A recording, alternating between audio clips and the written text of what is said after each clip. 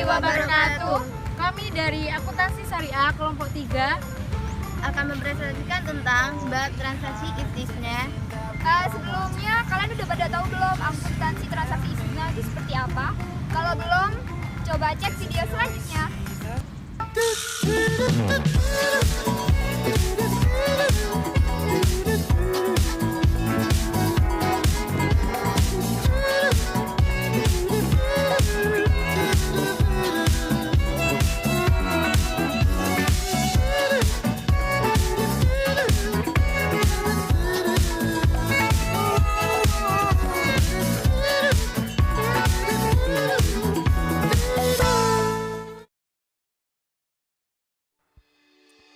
Yuk kita simak mengenai akuntansi transaksi istisna.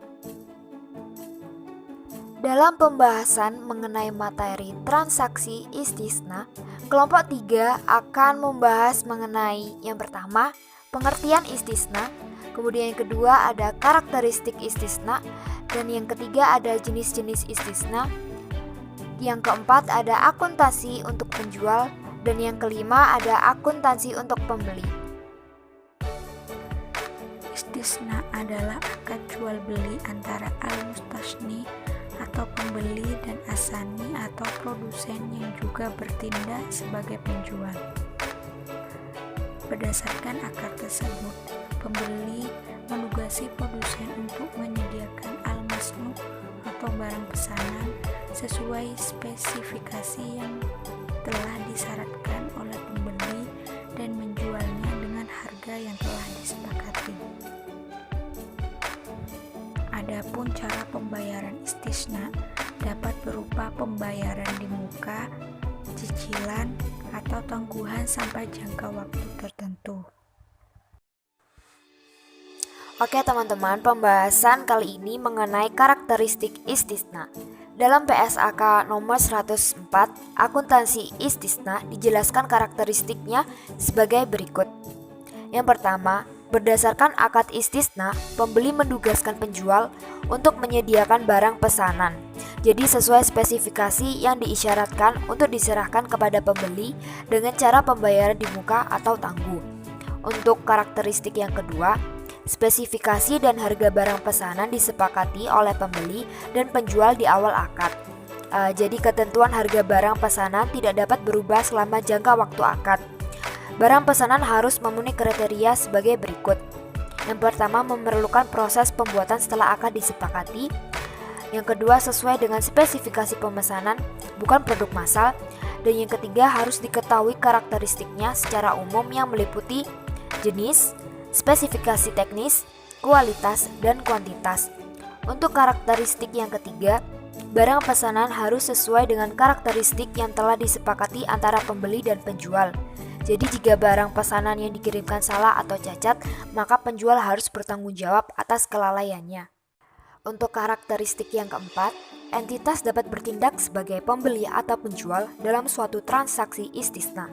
Jadi jika entitas bertindak sebagai penjual, kemudian memesan kepada pihak lain untuk membuat barang pesanan juga dengan cara istisna, maka hal ini disebut juga dengan istisna paralel. Untuk karakteristik yang kelima, istisna paralel dapat dilakukan dengan syarat akad pertama antara entitas pembeli akhir tidak bergantung dari akad kedua antara entitas dan pihak lain. Untuk karakteristik yang keenam, pada dasarnya istisna tidak dapat dibatalkan kecuali memenuhi kondisi. Kondisinya itu seperti kedua belah pihak setuju untuk menghentikannya. Kemudian akad batal demi hukum karena timbul kondisi hukum yang dapat menghalangi pelaksanaan atau penyelesaian akad. Untuk karakteristik yang terakhir, yakni pembeli mempunyai hak untuk memperoleh jaminan dari penjual atas jumlah yang telah dibayarkan, penyerahan barang pesanan sesuai dengan spesifikasi dan tepat waktu. Jenis-jenis akuntansi istisna. Jenis-jenis akuntansi istisna ada dua.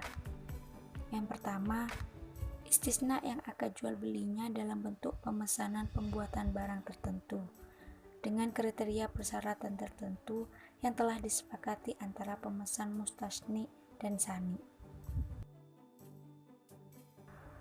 Yang kedua, istisna paralel adalah suatu bentuk akad istisna antara penjual dan pemesan, di mana untuk memenuhi kewajibannya kepada pemesan, penjual harus melakukan akad istisna dengan pihak lain atau subkontraktor yang dapat memenuhi aset yang dipesan oleh pemesan. Syarat akad istisna paralel ada dua. Yang pertama, antara penjual dan pemesan tidak tergantung pada istisna. Yang kedua, antara penjual dan pemasok. Selain itu, akad antara pemesan dan penjual dan akad antara penjual dan pemesan harus terpisah dan penjual tidak boleh mengakui adanya keuntungan selama konstruksi. Akuntansi untuk pembeli. Pembeli mengakui akad istisna dalam penyelesaian sekedar jumlah termin yang ditagih oleh penjual dan sekaligus mengakui hutang istisna kepada penjual. Aset istisna yang diperoleh melalui transaksi istisna dengan pembayaran tangguh lebih dari 1 tahun diakui sebagai biaya perolehan tunai. Selisih antara harga beli yang disepakati dalam akad istisna tangguh dan biaya perolehan tunai diakui sebagai beban istisna tangguhan. Beban istisna tangguhan diamortisasi secara proporsional sesuai dengan porsi pelunasan hutang istisna. Jika barang pesanan terlambat diserahkan karena kelalaian atau kesalahan penjual dan mengakibatkan kerugian pembeli, maka kerugian itu kurang dari garansi penyelesaian proyek yang telah diserahkan penjual. Jika kerugian tersebut melebihi garansi penyelesaian proyek, maka selisihnya akan diakui sebagai piutang jatuh tempo kepada penjual dan dibentuk penyisihan kerugian piutang. Jika pembeli menolak menerima barang pesanan karena tidak sesuai dengan spesifikasi dan tidak memperoleh kembali seluruh jumlah uang yang telah dibayarkan kepada penjual, maka jumlah yang belum diperoleh kembali diakui sebagai piutang jatuh tempo kepada penjual dan jika diperlukan dibentuk penyisihan kerugian piutang. Jika pembeli menerima barang pesanan yang tidak sesuai dengan spesifikasi, maka barang pesanan tersebut diukur dengan nilai yang lebih rendah antara nilai wajar dan biaya perolehan. Selisih terjadi diakui sebagai kerugian pada periode berjalan. Dalam istisna paralel, jika pembeli menolak menerima pesanan karena tidak sesuai dengan spesifikasi yang disepakati, maka barang pesanan diukur dengan nilai yang lebih rendah antara nilai wajar dan harga pokok istisna. Selisih yang terjadi diakui sebagai kerugian pada periode berjalan. Akuntansi untuk penjualan, penyatuan dan segmentasi akad. Bila suatu akad istisna mencakup sejumlah aset, pengakuan dari setiap aset diperlukan sebagai suatu akad yang terpisah jika yang pertama, proposal terpisah telah diajukan setiap aset. Yang kedua, setiap aset telah dinegosiasikan secara terpisah di mana penjual dan pembeli dapat menerima atau menolak bagian akad yang berhubungan dengan masing-masing aset tersebut. Lalu yang ketiga, biaya dan pendapatan masing-masing aset dapat diidentifikasikan. B. Pendapatan istisna dan istisna paralel. Pendapatan istisna diakui dengan menggunakan metode presentasi atau metode akad selesai. Akad dikatakan selesai jika proses pembuatan barang pesanan selesai dan diserahkan kepada pembeli. C. Istisna dengan pembayaran tangguh. Jika menggunakan metode presentasi penyelesaian dan proses pelunasan dilakukan dalam periode lebih dari 1 tahun dari penyerahan barang pesanan, maka pengakuan pendapatan dibagi menjadi 2 bagian, yaitu yang pertama, margin keuntungan pembuatan barang pesanan yang dihitung apabila istisna dilakukan secara tunai diakui sesuai presentase penyelesaian, dan yang kedua, selisih antara nilai akad dan nilai tunai pada saat penyerahan diakui selama periode pelunasan secara proporsional sesuai dengan jumlah pembayaran. Proporsional yang dimaksud sesuai dengan paragraf 24-25 PSAK 102 Akuntansi Murabahah. Baiklah, di sini saya akan menjelaskan contoh kasus dalam istisna. Saya mengambil salah satu contoh kasus dan bagaimana perilaku jurnalnya, yaitu klinik ibu dan anak yang dikelola oleh Dr. Asanti yang berencana akan nambah aset bangunan seluas 100 meter persegi dengan harga bangunan 200 juta, uang muka pesanan sebesar 50 juta. Bagaimana perilaku jurnal dalam akuntansi syariah istisna? Maka kita akan lihat sebagai berikut. Maka untuk mengakui uang muka pesanan dari nasabah oleh bank syariah, maka akan dibentuk jurnal, yaitu kas, didebit dan dikredit uang muka istisna yang dibayar oleh nasabah. Ketika uang muka pesanan itu sudah masuk ke rekening kas bank syariah, maka bank syariah akan membentuk sebuah janji kepada pihak ketiga, yaitu pihak pembangunan yang berencana akan membangun bangunan seluas 100 meter persegi tersebut. Maka bank syariah akan membayar uang muka pesanan dengan jurnal sebagai berikut. Didebit pada bank syariah yaitu uang muka kepada pihak ketiga pembangun dan dikredit kas rekening bank syariah.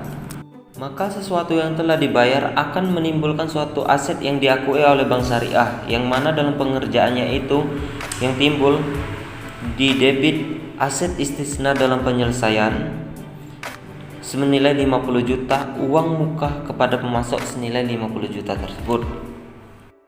Bangunan yang dalam penyelesaian yang ditagih oleh bank syariah tersebut akan membentuk jurnal sebagai berikut, yang mana yang didebit adalah aset istisna dalam penyelesaian. Yang kedua, utang istisna kepada pihak ketiga tersebut. Karena aset di sini belum diterima oleh bank syariah, maka bank syariah akan mengakui tersebut sebagai utang. Ketika aset tersebut sudah selesai, maka jurnal tersebut akan dibuat seperti ini. Pembayaran kepada pemasok yaitu yang didebit utang istisna sebesar 150 juta dan kas rekening bank syariah sebesar 150 juta. Maka penagihan termin kepada nasabah yang menginginkan bangunan tersebut akan diperoleh. Bagaimana perlakuan jika aset tersebut dicicil selama 3 tahun? Maka kita ketahui sisanya itu sebesar 150 juta, maka akan diangsur sebesar 50 juta per bulannya, yaitu dengan pembentukan jurnal sebagai berikut. Kas sebesar 50 juta yang dibayar oleh nasabah dan piutang istisna, maka hal itu akan menjadi 3 kali berturut-turut sehingga piutang tersebut akan lunas. Dan bagaimana penyerahan barang kepada nasabah? Dan bagaimana penyerahan barang kepada nasabah tersebut jika sudah lunas piutang yang diisyaratkan oleh bank syariah tersebut? Maka penyerahan barang kepada nasabah akan dibentuk jurnal, yaitu di debit termin istisna yang dikredit aset istisna yang sudah diselesaikan. Dan bagaimana juga jika aset yang telah dibeli oleh istisna pihak bank tersebut mengalami keuntungan, maka akan dicatat sebagai jurnal sebagai berikut. Pendapatan margin istisna yang ditangguhkan yang didebit, akan tapi yang dikredit adalah pendapatan margin istisna. Bagaimana pengecualian jika barang tersebut hilang bukan kesalahan nasabah, maka jurnal akan dibuat, yaitu di debit kerugian istisna pada PAP istisna. Jika barang tersebut hilang karena kesalahan nasabah, maka akan dibentuk di debit cadangan kerugian istisna, yang dikredit adalah kerugian istisna. Bagaimana jika nasabah sanggup bayar sebagian, maka yang didebit adalah istisna sisa tagihan dan dikredit adalah kerugian court sisa tagihan tersebut. Mana juga jika ada eksekusi jaminan menutup pembiayaan, maka di rekening debit kas dan di rekening kredit cadangan istisna. Kesimpulan yang dapat diambil mengenai akuntansi transaksi istisna adalah Istisna merupakan akad jual beli dalam bentuk pemesanan pembuatan barang tertentu dengan kriteria dan persyaratan tertentu yang disepakati antara pemesan dan penjual. Seperti halnya akad lain dalam muamalah, istisna juga memiliki rukun dan syarat-syarat tertentu yang harus dipenuhi. Rukun istisna yakni pelaku terdiri atas pemesan dan penjual, objek akad berupa barang yang akan diserahkan, dan modal istisna yang berbentuk harga, dan ijab qabul atau serah terima. Ketentuan atau syarat mengenai rukun tersebut seperti yang telah disampaikan sebelumnya dalam bagian pembahasan. Akuntansi syariah yang berlaku terhadap akad istisna dalam bank sesuai dengan PSAK 104 di mana penunjukan ketentuannya pada bank apabila berada pada posisi sebagai penjual dan pembeli. Nah, itu dia video dari kelompok kami mengenai akuntansi transaksi istisna. Kurang lebihnya kami mohon maaf. Wassalamualaikum Warahmatullahi wabarakatuh.